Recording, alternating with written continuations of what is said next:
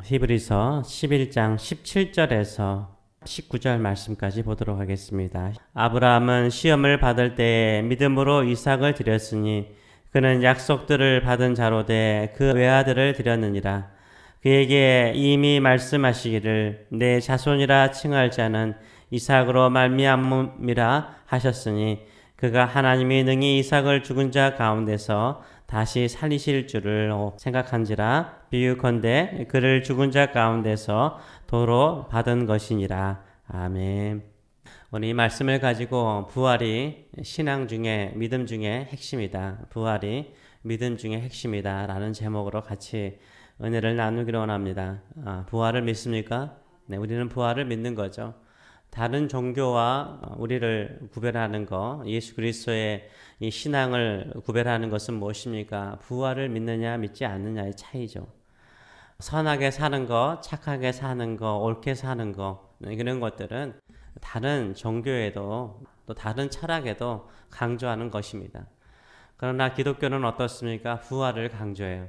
부활을 믿어요. 예수 그리스도께서 사망과 죽음의 권세를 이기시고 부활하셔서 하나님 우편에 앉아 계십니다. 다시 오셔서 심판하실 것입니다. 그렇기 때문에 우리는 예수님의 부활뿐만 아니라 우리의 부활을 믿고 살아가시는 저와 여러분 되시길 축원합니다. 그래서 우리가 다시 살아날 것을 믿느냐 믿지 않느냐에 따라서 신앙의 자세가 달라져요.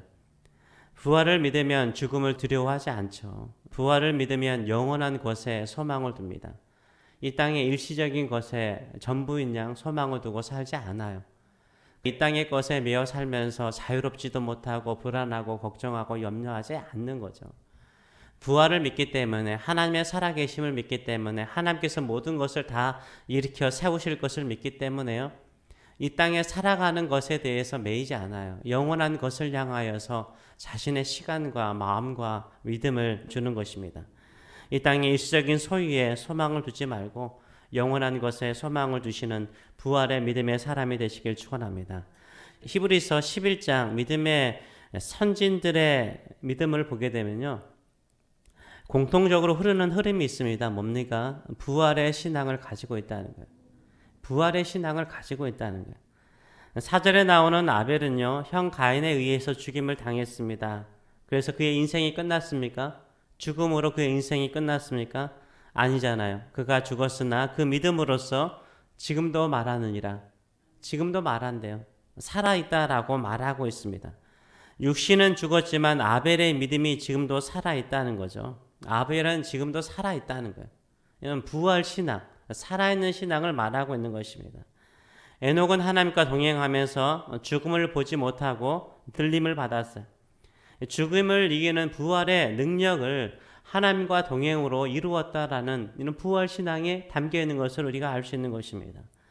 노아는요, 모든 인류가 홍수로 진멸당하는 하나님의 심판 속에서, 하나님의 엄미한 심판 속에서 그의 가족이 구원을 받잖아요. 하나님의 엄미한 심판 속에서 다시 살아난 것과 같은 거죠.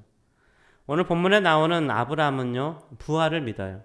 이 부활을 믿어요. 모리아 산에서 이삭을 바치는 사건을 뭘로 비유하죠? 부활로 설명을 해요. 부활 신앙으로 설명을 하고 있어요. 이 아브라함의 신앙의 절정, 최고의 절정은 뭡니까? 부활 신앙을 자신의 삶으로 보여주는 거죠. 하나님께서 다시 살리실 것을 믿는 이 부활 신앙이 그의 신앙의 절정을 보여주는 거예요. 진정으로 우리가 신앙생활 하면서요. 내 신앙에 참되고 아름답고 찬란하게 꽃피는 신앙은요. 죽을 것 같은 모든 상황 속에서도 이미 죽은 것 같은 상황 속에서도 부활을 믿는 거죠. 하나님께서 다시 살리실 것을 믿는 믿음을 가지고 승리하시는 믿음의 최절정에 쓰시는 저와 여러분 되시길 축원합니다. 하나님께서 아브라함의 나이 100세에 사라를 통해서 이삭을 주셨습니다. 근데 어느 날 하나님께서 이삭을 모리아 산의 번제로 바치라고 그러죠. 근데 이 계시를 받고요. 그 다음날 아침 일찍이 일어나요. 즉각적으로 순종을 해요. 이것이 아브라함의 믿음을 테스트하는 것을 아브라함은 알아요. 오늘 본문도 믿음을 테스트했다라고 말하고 있어요. 아브라함은 이삭을 죽이더라도 다시 살리실 것을 믿었어요. 왜냐하면 하나님께서 분명히 아브라함에게 약속하셨기 때문인 거예요. 18절과 19절 말씀 보게 되면 그에게 이미 미리 말씀하셨다는 거예요. 그에게 이미 말씀하시기를 내 자손이라 칭할 자는 이삭으로 말미암음이라 하셨으니, 이삭이 아직 결혼하지 않았잖아요. 청소년기거나 어릴 때인데요. 말미암으리라 그가 하나님이 능히 이삭을 죽은 자 가운데서 다시 살리실 줄을 생각한지라. 이미 다시 살리실 것을 믿었대요. 모리아 산에 가기 전에 이미 믿고 간 거예요.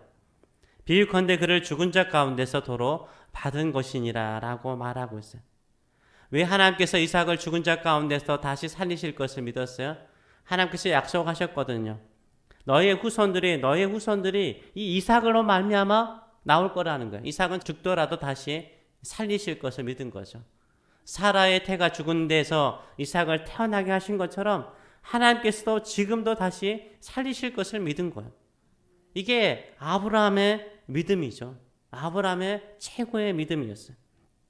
우리도 언젠가는 다 죽죠. 안 죽는 사람이 어디 있습니까? 예수님께서 다시 오실 때 살아있지 않는 한 우리는 다 육체적인 죽음을 맞이합니다. 그러나 우리 주님께서 우리를 다시 살리실 줄 믿습니다. 왜 부활 신앙이 모든 시험을, 모든 유혹을 이길 수 있을까요? 죽음을 끝으로 보지 않기 때문인 거예요.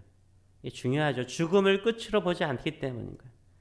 상실과 내가 상실하고 잃어버리는 것을 끝으로 보지 않아요. 이 땅에서 내가 잃어버리는 것, 이 땅에서 내가 내 몸에서 나에게서 사라지는 것을 끝으로 보지 않기 때문에 이 세상을 이길 수 있고 시험을 이길 수 있는 줄 믿습니다. 왜 사람들은 절망하고 슬퍼합니까? 끝났다라고 생각하기 때문이에요. 끝났다라고 생각하기 때문인 거예요. 축구 경기에서요, 패하고 나서 선수들이 실망하죠. 심지어는 울기도 합니다. 왜 그렇습니까? 모든 것이 끝났다라고 생각하기 때문인 거예요. 어느 사업가가 사업을 하다가 사업이 망했습니다. 자살을 생각할 정도로 절망을 해요. 왜 그렇습니까? 모든 것이 다 끝났다라고 생각하기 때문인 거예요. 그런데 어떤 선수는요, 절망하지 않고 경기에서 크게 패했음에도 불구하고 절망하지 않고 다시 그날 밤에 연습하고 훈련하는 선수가 있어요. 왜 그렇어요? 다음 경기가 있기 때문이에요. 다음 대회가 있기 때문이에요. 이렇게요, 다음 대회와 다음 경기가 있다라고 생각하는 사람은요, 한 번 경기가 졌다고, 한 번 패했다라고 절망하지 않죠. 오히려 더 연습하고 준비하잖아요. 사업이 망하여서 엄청난 빚을 진 사업가가요, 그 다음날에요, 일일 노동시장에 가서 막노동을 해요. 왜 그래요? 다 끝났다라고 생각하지 않기 때문인 거예요. 다시 시작할 수 있다라고 생각하기 때문에 일찍 일어나는 거예요. 막노동이라도 하는 거예요. 질병에 걸려서 사형 선고를 받고 죽음을 맞이하는 사람들도요, 이것이 끝이라고 생각하면요, 어때요? 절망하죠. 그래서 내가 이 땅에서 누리지 못한 거 한번 다 누려보자, 그런 생각을 해요. 이런 생각을 하면서 인생의 쾌락을 추구하거나 절망하거나 슬퍼하거나 우울증에 걸리거나 슬퍼하다가 죽는 사람이 있죠. 부활을 믿는 사람은 어때요? 육신적으로 죽더라도 죽음 위에 나의 사모하는 우리 주님 만나잖아요. 나에게 주어진 시간, 사형 선고라면 이미 나에게 시간적인 제한이 있는 거잖아요. 그 시간 동안에 주님 앞에 부끄럽지 않도록 살아가죠. 그래서 어떻게 합니까? 있는 거 조금씩이라도 나누고, 만날 수 있는 사람들에게 예수를 전하고, 섬길 수 있으면 섬기고, 아픈 사람 있으면 나의 아픔을 같이 나누어서 위로하고, 소망을 심어주고, 말로써 위로하고, 몸으로 섬기죠. 천국에서 마음껏 주님을 섬기고 찬양하겠지만 이 땅에서도 내가 하나님을 찬양하리라.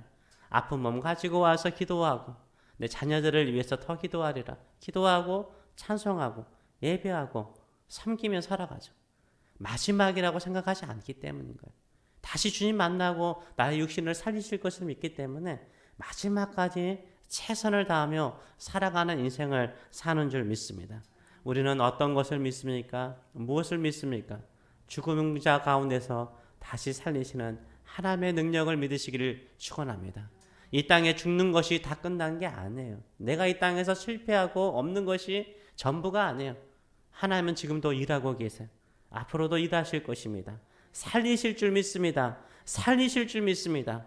절망하지 마세요. 자녀들이 죽었다라고 생각하세요? 아니요. 믿음이 죽었다라고 생각하세요? 아니요. 거기에서 하나님이 살리실 거예요. 부활의 능력으로 살리실 거예요. 그들의 믿음을 살릴 것입니다. 그들의 삶을 살려내실 줄 믿습니다. 우리도 살려내실 줄 믿습니다. 이 믿음을 가지고 살아가시는 저와 여러분 되시길 축원합니다. 부활이 모든 것을 이기는 능력이 되고요. 부활의 소망이요. 우리의 신앙을, 우리의 믿음의 생활을 꽃피우게 만들고 가장 아름답게 절정의 삶으로 살게 만들 줄 믿습니다. 이 믿음을 가지고 살아가시는 저와 여러분 되시길 축원합니다. 기도하겠습니다. 살아계신 하나님 아버지, 우리는 하나님의 살아계심을 믿고 기도하면서도 다 끝난 거, 내가 크게 실망하고 절망하고 슬퍼했던 이 일에서 하나님께서 다시 살리는 부활의 능력을 의심할 때도 있고 믿지 못할 때가 있습니다. 그러나 아브라함은 아들 이삭을 살리실 것을 믿었기 때문에 즉각적으로 번제로 드리는 그 자리까지 나갈 수 있었습니다. 우리도 그 믿음 갖게 하여 주시옵소서.